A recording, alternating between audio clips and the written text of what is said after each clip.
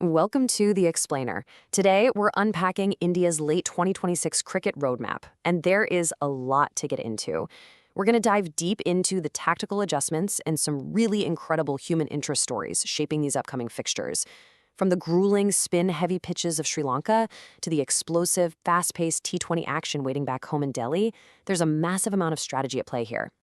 Here's what we're looking at today. First, the Galle spin test, then how injuries are forcing India's hand, Sarfaraz stepping up, Auqib Nabi's historic call-up, and finally, the upcoming Afghanistan T20Is. Kicking things off with Section 1, the Galle spin test, running from August 15th through the 19th. We're starting with a daunting first test at the Galle International Stadium. Now, this venue is absolutely notorious for its spin-friendly surface, and these numbers tell you exactly why. Look at that first innings, a very healthy average of 375 runs. But as the match grinds on, this pitch literally falls apart. By the time we get to the fourth innings, that average plummets to a mere 154 runs. It's a massive drop. This right here is why winning the toss and batting first is absolutely crucial for Shubman Gill and a squad. You want your batters facing the new ball on day 1, not trying to survive a spinning grenade on day 5, right? Looking over at the Sri Lankan camp, Captain Dhananjaya De Silva has a few holes to fill for this spin test. Kuzal Mendis has been ruled out with an injury, and Pathum Nissanka was actually left out of the 16-member squad entirely.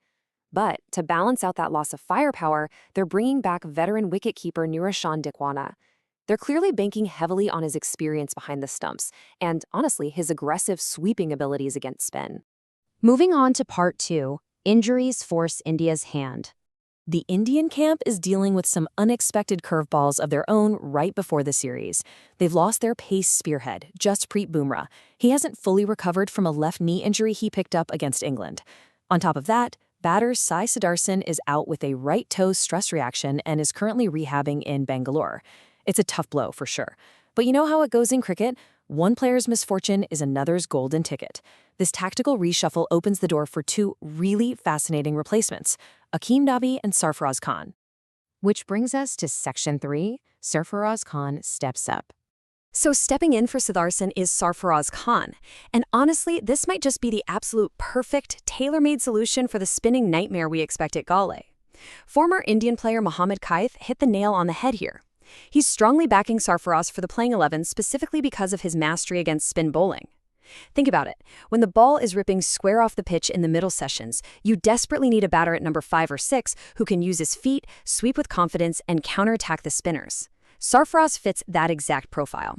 And if you need more convincing for why he belongs in the playing 11 over someone like Dhruv Jurel, just look at this number, 18. That is the total number of runs Jurel managed across his 2 innings in the recent warm-up match against the Sri Lanka cricket 11. While Devdutt Padikkal was out there smashing a century in the same match, Jurel's nascent form is a bit of a concern. If you're building a lineup purely to survive and actually score on a turning track, Sarfaraz's domestic pedigree against spin makes a really compelling case. On to Section 4, Auqib Nabi's historic call-up. Now, replacing a generational talent like Bumrah is virtually impossible, we all know that, but the human interest story behind his replacement, Auqib Nabi, is just brilliant. Nabi isn't just making history as the very first cricketer from Jammu and Kashmir to make India's test squad, he has absolutely earned his spot through sheer performance. We're talking a staggering 104 Ranji Trophy wickets over the last 2 seasons. 60 of those came during the 2025-26 campaign alone, where he essentially drove J&K to their maiden title win. Plus, he just grabbed 6 wickets in 2 first-class matches for India A in Sri Lanka, proving he can get it done in these exact conditions. But his backstory? It's wild. As a teenager, Auqib was studying bioscience, prepping for his board exams. His dad, a strict school teacher, wanted him hyper-focused on medical entrance exams. But out of nowhere, an opportunity popped up to attend a BCCI pace bowling camp featuring the legendary Glenn McGrath. Auqib, along with his club captain, literally had to beg his father to let him pause his studies to go. It was a massive gamble. Med school or cricket camp? Well, nearly 13 years later, standing here with a national test call-up, I'd say that gamble paid off big time. Finally, Section 5. Next up, the Afghanistan T20Is. Once the dust finally settles on those grueling tracks in Sri Lanka, the Indian team is going to rapidly switch gears, formats, opponents, the whole shebang. They're heading home for a highly anticipated three-match T20 international series against Afghanistan. Mark your calendars for September 13th, 15th, and 17th. And what's really cool is that all three matches are happening at a single venue, the Arun Jaitley Stadium in Delhi.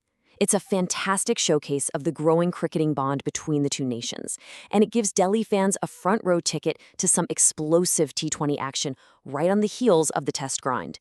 So, we've covered a ton of ground today, from crumbling pitches and injury woes to historic debuts and future showdowns. I want to leave you with this thought. Can Sarfaraz's highly touted spin mastery and Nabi's incredible momentum actually carry India through the trials of Galle?